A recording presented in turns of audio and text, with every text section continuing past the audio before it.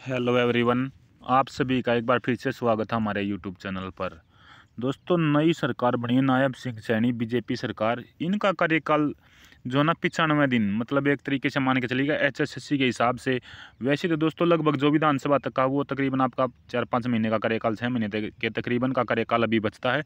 लेकिन क्योंकि ये आचार संहिता लग गई और फिर वो विधानसभा वाली आचार संहिता लग जाएगी, तो एचएसएससी जो आयोग है, मेन भर्तियों से संबंधित न्यूज़ है दोस्तों, तो उनके लिए लगभग 90 से 95 दिन बाकी है। जो नायब सरकार है, काम ज़्यादा है मगर सरकार के लिए केवल 95 दिन। तो ये 95 में से भी अब धीरे धीरे घटने लगे हैं दोस्तों दिन। हरियाणा की राजनीति में ऐसा भूकंप आया कि सब कुछ उलट पुलट ही हो गया है। मुख्यमंत्री की पद की कुर्सी मनोहर लाल और डिप्टी सीएम की कुर्सी दुष्यंत चौटाला, गृह मंत्री की कुर्सी अनिल विज सभी लुढ़क गए। लेकिन इस भूकंप में जेजेपी के दूसरे मित्रों, जो दूसरे मंत्री हैं, और भाजपा के दूसरे मंत्रियों की कुर्सी भी चली गई है। भाजपा ने हालांकि इसे एक सोची समझी रणनीति के तहत किया है, मगर गलियारे में चर्चा ये हो रही है कि मगर किसी को भी नहीं पता था प्रधानमंत्री नरेंद्र मोदी, गृह मंत्री अमित शाह इतनी जल्दी यह फैसला कर देंगे, क्योंकि मुख्यमंत्री नायब सैनी बन गए हैं और भाजपा शीर्ष नेताओं में नायब सैनी को मंत्रिमंडल में नए चेहरे भी दे दिए गए हैं। पुराने मंत्रियों में से भाजपा से कोटे से कौरपाल, मूलचंद शर्मा, जेपी लाल, बनवारी लाल, कमल गुप्ता, ये पांचों ऐसे मंत्री जो सीएम नायब सैनी के राह में रोड़े नहीं अटका सके थे और न ही अटकाएंगे, क्योंकि गलियारे में चर्चा यह हो रही है कि भाजपा हाईकमान ने सीएम नायब सैनी को एक बेहतरीन टीम दी है, यानी कि जो इनका मंत्रिमंडल बनाया गया है। हरियाणा में भाजपा का तीसरी बार परचम लहरा सके, इसके लिए गलियारे में कहा जा रहा है कि नई टीम के पास काम करने के लिए सिर्फ 95 दिन हैं। जब लोकसभा चुनाव के लिए जो आचार संहिता 6 जून को समाप्त होगी, 6 या 7 जून को दोस्तों समाप्त होगी, तो विधानसभा चुनाव के आगामी अक्टूबर में है।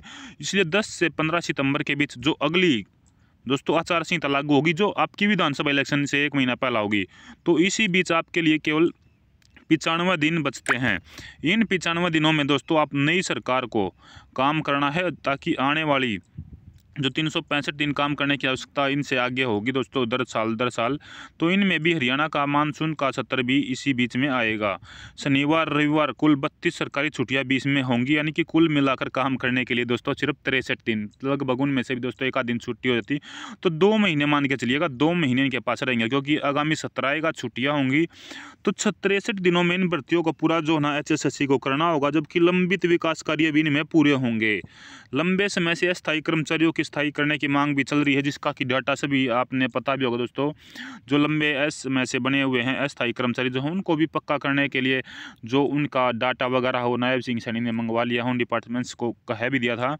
जबकि जो नायब सैनी सरकार के लिए फ़ायदेमंद फैसला ये हो सकता है कि भी जिनको पक्का करना है स्थायी कर्मचारी हैं, और एक रेगुलाइजेशन पॉलिसी ये लेकर आए, क्योंकि प्रदेश में दोस्तों 1 लाख से ज़्यादा कार्यरत अस्थायी कर्मचारियों को रेगुलर किया जाएगा।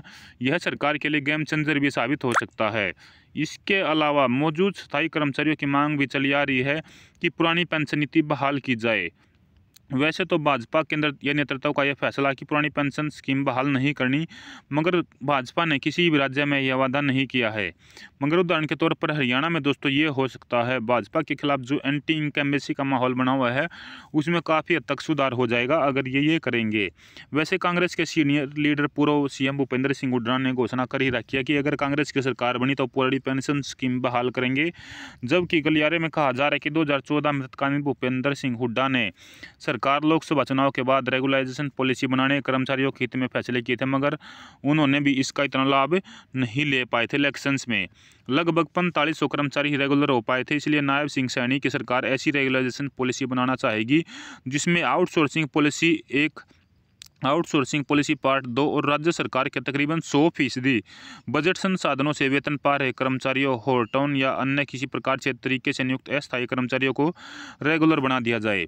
लेकिन 2014 जैसी ही रेगुलाइजेशन स्कीम बनाने का कोई फ़ायदा नहीं होगा। इसमें कहा भी जा रहा है कि आउटसोर्सिंग पॉलिसी के तहत जो कर्मचारी लगे हुए हैं उनके स्थायी पदनाम अन्य सर्जित हो इनमें, इसलिए लंबे समय से जो अस्थायी कर्मचारी लगे हैं इनको रेगुलर करने में कोई अड़चन नहीं होगी। उसके बाद देखिएगा, यहाँ से देख रहे हैं दोस्तों आप, एचएसएससी का गठन लोकसभा चुनाव के बाद हो पाएगा और उनके पास सिर्फ 95 दिन होंगे। 95 में से 32 छुट्टी, यानी कि आपके पास 63 दिन होंगे। अगर इसलिए रेगुलेशन पॉलिसी के तहत 1 लाख कर्मचारी पक्के होने की दोस्तों जो है ना बात अभी चल रही है, तो भरने के लिए सिर्फ लगभग 1 लाख सीटें HSSC के पास बचेंगी।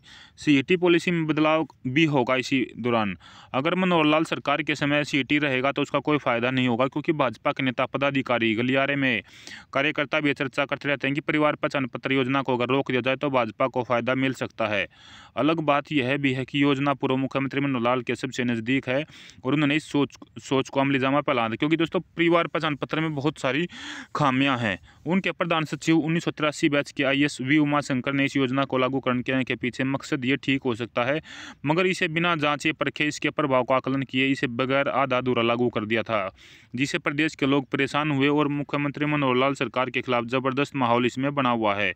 और इससे अलग दूसरी पार्टियां ने भी इसमें घी में जो ना आग में घी डाल दिया है और प्रॉपर्टी ID शहरों में लागू किए खातों में लोगों को परेशानी हुई, मगर तत्कालीन जो आपके मंत्री दोस्तों कमल गुप्ता, इन्होंने इसे सही करार दिया और कहा कि भी इससे किसानों के लिए मेरी फसल मेरा ब्यौरा पोर्टल भी शुरू हुआ था, इससे भी किसान परेशान हुए थे। इसलिए गलियारे में कहा जा रहा है कि मुख्यमंत्री नायब सैनी सरकार को भाजपा के पटरी पर लाने के लिए 95 दिन का समय बेहद कम है। वैसे गलियारे में यह भी कहा जा रहा है कि प्रदेश में भाजपा की तीसरी बार अगर सरकार नहीं बनती तो हरियाणा में भाजपा में कम से कम अपने नेतृत्व के बारे में लोगों को जानकारी तो मिल ही जाएगी कि भी भाजपा ने कितने दिनों में कितना काम किया और कैसे किया, क्या क्या मुसीबत जो है नए लोगों के सामने आई। तो ये 95 दिन दोस्तों जो सरकार की तो देखी जाएगी, लेकिन जो विद्यार्थियों का भविष्य है वो 95 दिन नहीं बल्कि वो 63 दिन है। जब लोकसभा चुनाव की आचार संहिता खत्म होगी और बीच में कुछ छुट्टियां आएंगी, जैसे HSSC आयोग वगैरह की छुट्टियां रहेंगी या सत्र चलेंगे, तो मान के चलिएगा वैसे 95 दिन 3 महीने से ज़्यादा का समय, लेकिन जो 2 महीने ही आपकी भर्तियों वगैरह के लिए काम करने का समय HSSC के पास रहेगा, जिसमें एग्ज़ाम लेने हैं, रिजल्ट निकालने हैं, ऊपर से हाई कोर्ट की केसेस, तारीख वगैरह बहुत सारे काम दोस्तों HSSC के पास होंगे। तो ये एक चैलेंजिंग सा विषय है दोस्तों कि भी कैसे HSSC इस काम को कर पाएगी। जैसे कि HSSC का नया गठन भी दोस्तों आप सभी को पता कि भी होना, नए मेंबर इसमें आने हैं। तो इस वीडियो को शेयर कर दीजिएगा दोस्तों, चैनल सब्सक्राइब कर लीजिएगा। धन्यवाद। जय हिंद, जय भारत।